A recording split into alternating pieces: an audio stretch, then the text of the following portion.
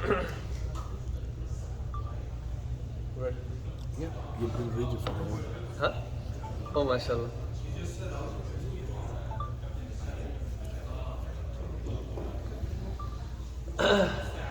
بسم الله الرحمن الرحيم الحمد لله رب العالمين والصلاة والسلام على سيد الأنبياء والمرسلين حبيبنا وحبيب رب العالمين رب اشرح لي صدري ويسر لي أمري واحلل عقدة من لساني يفقهوا قولي سبحانك لا علم لنا إلا ما علمتنا إنك أنت العليم الحكيم. Last week we spoke about a couple of ahadith in which some of the Ansar, they felt that they were unfairly, or that they were looked over for positions that they were deserving of, right? They felt that they were deserving of some position, yet Rasulullah sallallahu alaihi wasallam put somebody else there, right? So Rasulullah sallallahu alaihi wasallam told us, look, I'm not doing this to you. The other people, they're qualified. But be careful, because after the fact there will be unfair favoritism that will be perpetrated against you, to the Ansar. So be patient and wait until Allah subhanahu wa ta'ala will meet Allah. You meet me at the Hawd. You meet me on the day of judgment at the Hawd. And he also said that you still have to obey the ruler even if they're treating you unfairly. And we took an important principle from there. And that important principle is that if we want peace in this world, though we may feel some discomfort, if you want overall peace, what do? We always look, what do I owe others, not what others owe me, right? And this is one point that I forgot to mention last week, that's why I came back to this, is that we shouldn't demand our right. Rather, what do? We look, what do I owe this person, what do I do that person? So when we read the Quran and we read the ahadith, we have to look at these ayat, the ayat that speak about a husband's right. We say, who was Rasulullah sallallahu alaihi wasallam speaking to at that time? He was speaking to women. He wasn't speaking to the husbands. So the husband shouldn't go to their wife and say, look, this is what it says in the hadith, right? Because that hadith wasn't intended for you. The hadith that was intended for you were the ones speaking about what a wife deserves, right? So there is one scholar, he was a student of Hazrat Shaykh al-Hadith Mawlana Zakaria rahmatullahi alayhi. And he had gone on Jamaat somewhere. So when he was in Jamaat, a beggar came up to him. And the beggar came and started to ask him, I don't have anything. So then this beggar, what he said is, فَأَمَّا السَّائِلَ فَلَا تَنْهَرْ. The beggar, he recited the ayah, that the person who asks, don't turn him away. So this man says that, he said, Tu ja, maine bahut ghareeb mufassir ko dekha. He said, you get out of here. I've seen many poor mufassirin, many beggar mufassirin like you.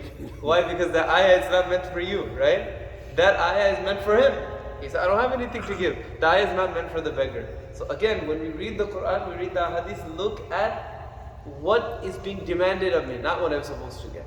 Inshallah, even then, if we don't experience happiness, at least there'll be overall peace. That happiness will come from Allah subhanahu wa ta'ala, either here or in the akhirah.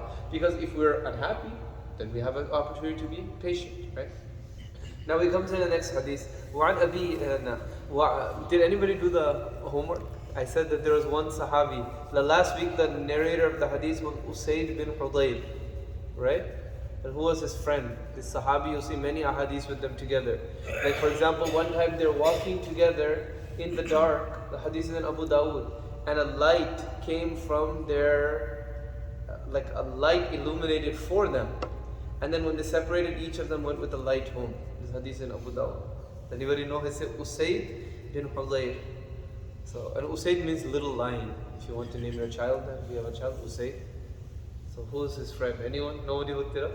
Hanif, do you know?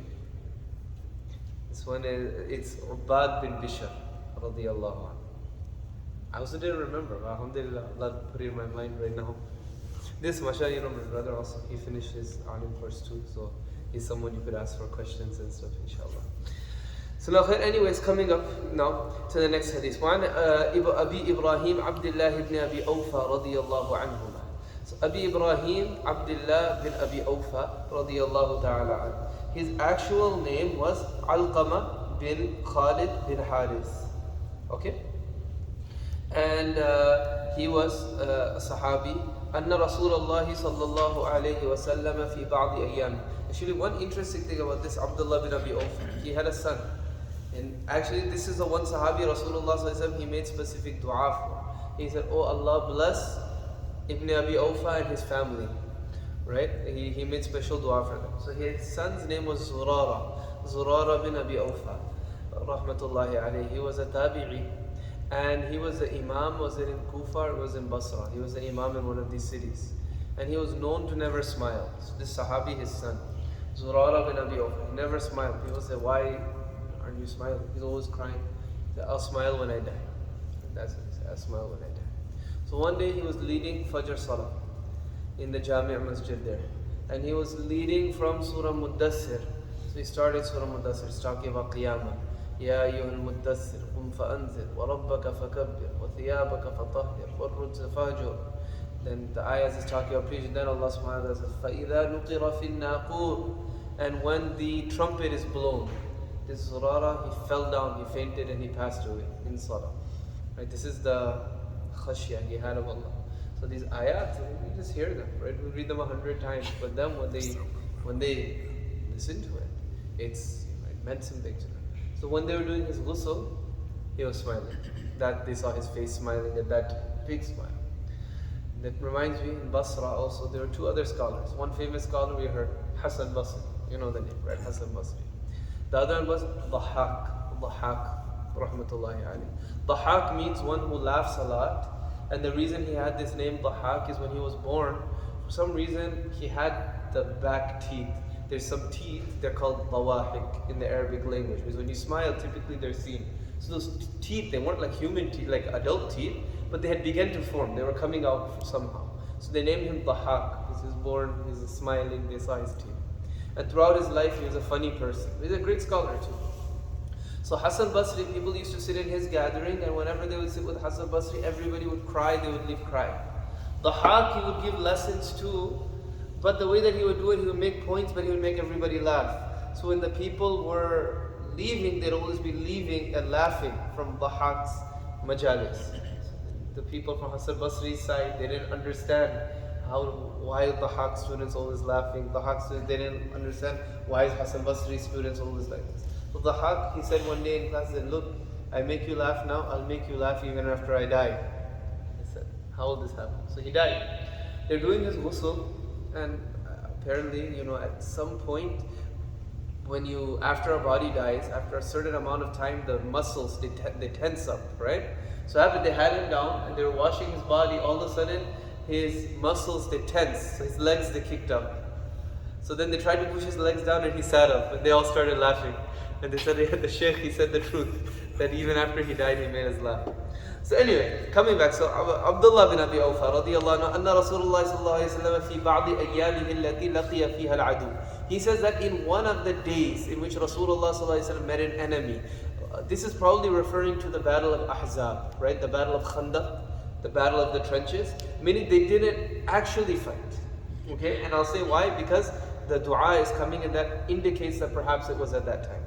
Okay, انتظر حتى إذا مالت الشمس قام فيهم. So Rasulullah sallallahu alaihi wasallam, he waited until the sun moved from its zenith. Why did Rasulullah sallallahu alaihi wasallam wait? One thing that we're learning here is that you adopt means. You trust in Allah, but you adopt means. So the strategy here was that, okay, it'll be cooler, it'll be easier for us to fight. Some say that Rasulullah sallallahu alaihi wasallam, he knew that a special wind would come at that time, and that wind would be at the backs of the believers, so that would aid them, and it would go against the disbelievers. So if they shot arrows, etc., they would be off target. That's why Rasulullah sallallahu alaihi wasallam waited. Because by fighting, it would probably, in this case, the battle of the trench, it would be shooting arrows, because it was trench warfare, basically. It was a siege, right?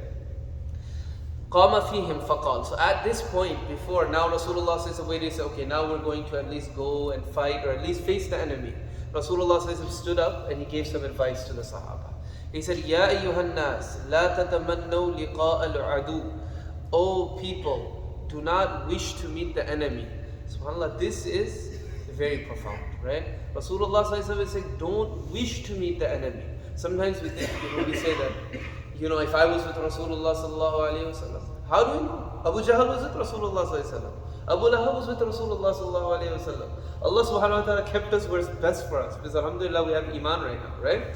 So we shouldn't want any hardship in deen. Some famous people, they said that that it's better for me. It's better, I love more that something good happens, and I'm thankful, rather that I be tested and I be steadfast, right? Because it's easier sometimes to be grateful than to be tested.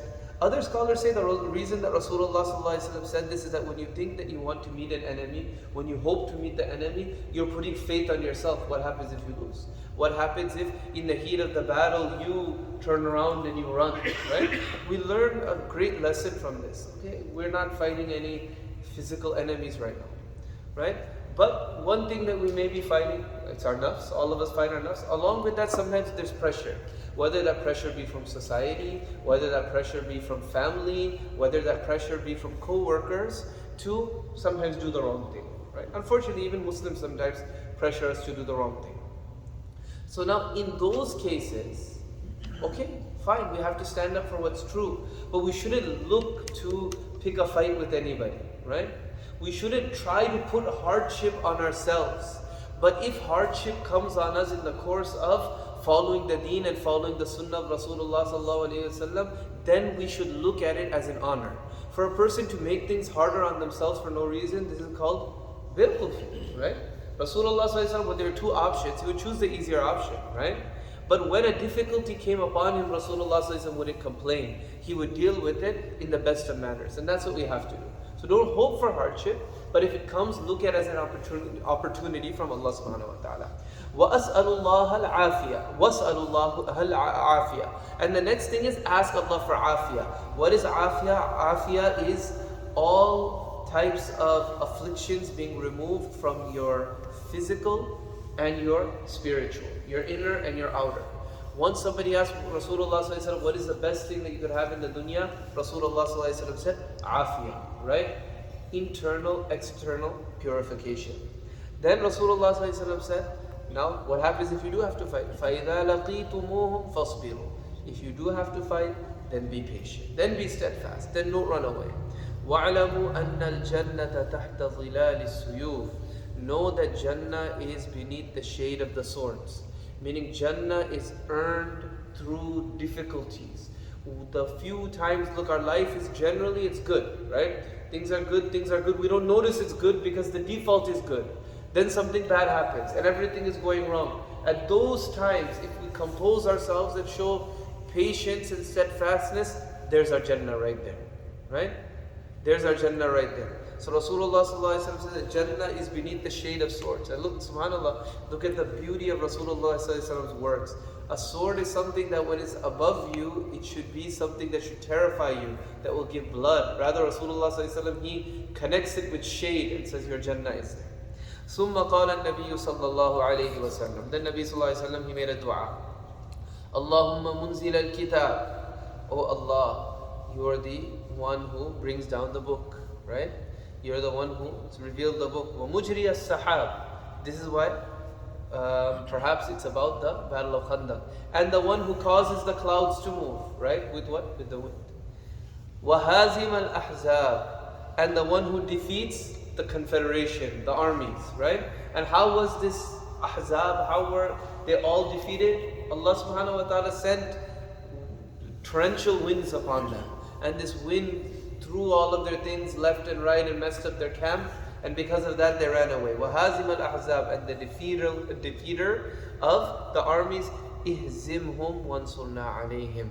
Defeat them, وَانْصُرْنَا عَلَيْهِمْ, and defend us against them, right? Help us, defend us against them. وَانْصُرْنَا عَلَيْهِمْ. Now Rasulullah says, notice he didn't say uqtulhum, oh Allah, kill them. He said ihzim, oh Allah, defeat them. Why? Holding out hope that maybe they'll accept Islam after that. وَانْصُرْنَا عَلَيْهِمْ, and help us against them. مُتَّفَقٌ عَلَيْهِ. This hadith is agreed upon, and we learn from this as well that patience is not to then somebody slaps you, then say, okay, give me the other cheek as well. Not that. There's times when a person needs to be tolerant with the other side, and then there's times when enough is enough, and then a person they ask Allah subhanahu wa ta'ala's help in that situation as well. So there's balance and there's nuance to it. Muttafaqun alayhi wa billahi tawfiq, with Allah's tawfiq. With this, we finish Babu Sabr, which was the longest chapter in this book. Next, we move to Babu fi Sidq, the chapter of truthfulness. Next week, I won't be here. So inshallah, if Allah ta'ala gives tawfiq, we'll resume the week after. My flight is coming back Tuesday night, the following week. But there's like a lot of delays and stuff these days, so who knows. But inshallah, I hope that the week after next, we'll be able to resume. Allah subhanahu wa ta'ala accept. Wa akhiru da'wana. Yeah, thank you.